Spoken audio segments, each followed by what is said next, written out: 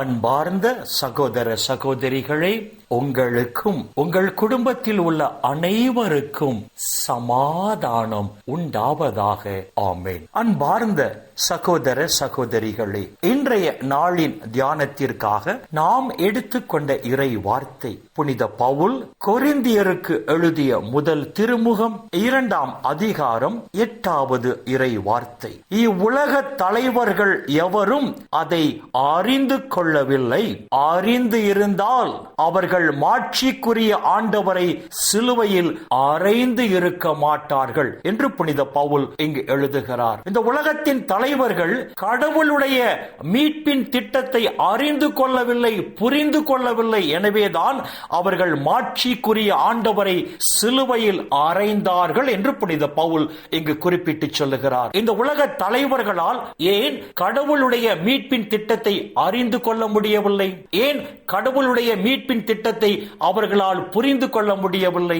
முதலாவதாக, இந்த உலக தலைவர்கள் அழிந்து போகிற இந்த உலகத்தின் ஞானத்தை சார்ந்து வாழ்ந்தார்கள். இந்த உலக தலைவர்கள் அழிந்து போகிற இந்த உலகத்தின் ஞானத்தை சார்ந்து வாழ்ந்ததால் அவர்களால் தெய்வீக ஞானத்தையும் தெய்வீக ஞானத்தில் மறைப்பொருளாய் மறைத்து வைக்கப்பட்டு பின்பு வெளிப்படுத்தப்பட்ட கடவுளுடைய இந்த மீட்பின் திட்டத்தை அவர்களால் அறிந்து கொள்ள முடியவில்லை, அவர்களால் புரிந்து கொள்ள முடியவில்லை.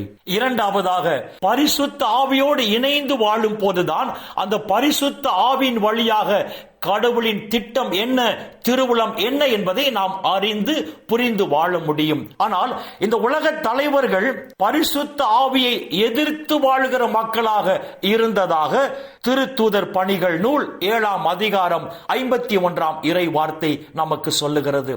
இந்த உலக தலைவர்கள் பரிசுத்த ஆவியோடு இணைந்து வாழாமல் பரிசுத்த ஆவியை எதிர்த்து வாழுகிற மக்களாக இருந்ததால் அந்த பரிசுத்த ஆவின் வழியாக வெளிப்படுத்தப்பட்ட கடவுளுடைய மீட்பின் திட்டத்தை இவர்களால் புரிந்து கொள்ள முடியவில்லை, இவர்களால் அறிந்து கொள்ளவும் முடியவில்லை. மூன்றாவதாக, இவர்கள் ஒளியோடு இணைந்து வாழ்வதை விட இருளோடு இணைந்து வாழ்வதையே விரும்பியதாக புனித யோவான் எழுதிய நற்செய்தி 3ஆம் அதிகாரம் 19ஆம் இறை வார்த்தை நமக்கு சொல்லுகிறது. இந்த உலக தலைவர்கள் இருளாகிய சாத்தானோடு இணைந்து வாழ விரும்பியதால் ஒளியாம் கடவுளுடைய அந்த மீட்பின் திட்டத்தை இவர்களால் புரிந்து கொள்ள முடியவில்லை, இவர்களால் அறிந்து கொள்ளவும் முடியவில்லை.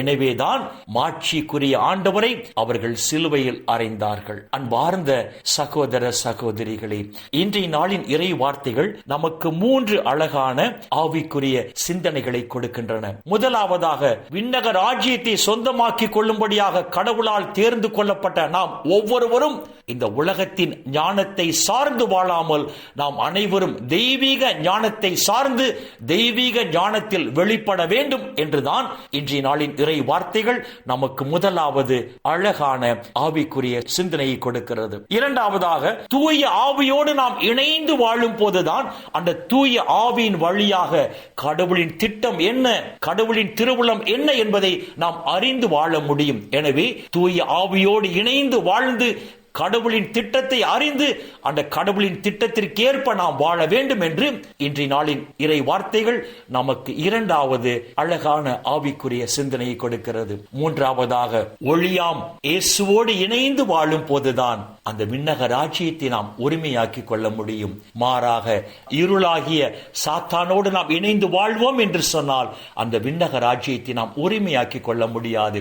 எனவே வாழ்நாள் முழுவதும் நாம் ஒளியாம் இயேசுவோடு இணைந்து வாழ்ந்து கடவுளுக்கு உகந்த நறுமணம் வீசும் மலர்களாக இந்த உலகில் மலர்ந்து அந்த விண்ணக ராஜ்யத்தை நாம் உரிமையாக்கிக் கொள்ள வேண்டும் என்ற மூன்றாவது அழகான ஆவிக்குரிய சிந்தனையை இன்றைய நாளின் இறை வார்த்தைகள் நமக்கு கொடுக்கின்றன. அன்பார்ந்த சகோதர சகோதரிகளை, விண்ணக ராஜ்யத்தை சொந்தமாக்கிக் கொள்ள கடவுளால் தேர்ந்து கொள்ளப்பட்டு பெயர் சொல்லி அழைக்க பெற்ற நாம் ஒளியாம் இயேசுவோடு இணைந்து வாழ்வோம். தூய ஆவியோடு இணைந்து வாழ்ந்து அந்த தூய ஆவியின் வழியாக கடவுளின் திட்டத்தை அறிந்து அந்த கடவுளின் திட்டத்தை இந்த உலகில் நாம் நிறைவேற்றி வாழ்வோம். இறுதியாக, அழிந்து போகிற இந்த உலகத்தின் ஞானத்தை சார்ந்து வாழாமல் கடவுளுடைய தெய்வீக ஞானத்தை சார்ந்து வாழ்வோம்.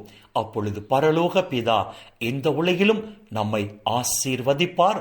இந்த உலக வாழ்வின் முடிவில் நிலை வாழ்வையும் நமக்கு பரிசாக தருவார். இந்த இறை சிந்தனைகளோடு நாம் ஜெபத்திற்குள் கடந்து செல்வோம். எங்களை நேசிக்கிற நல்ல பிதாவே, அப்பா, இந்த உலகில் இன்னும் ஒரு நாளை நீர் எங்களுக்கு சேர்த்து தந்த உம்முடைய கிருபைக்கு நன்றி சொல்லுகிறோம்.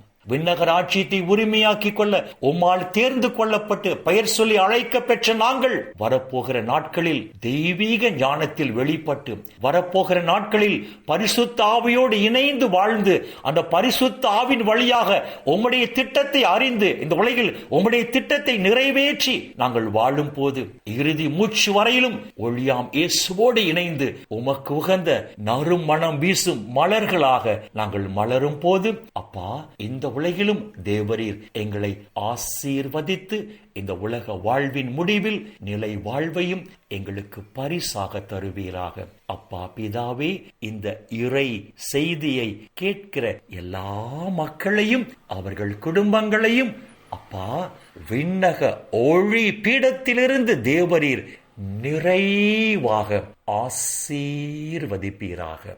அப்பா, இந்த இறை செய்தியை கேட்கிற உம்முடைய பிள்ளைகள் உம்முடைய நிறைவான ஆசீரால் மன நிறைவோடு, மன மகிழ்ச்சியோடு, மன அமைதியோடு, நலமோடு வாழ கிருபை செய்வீராக.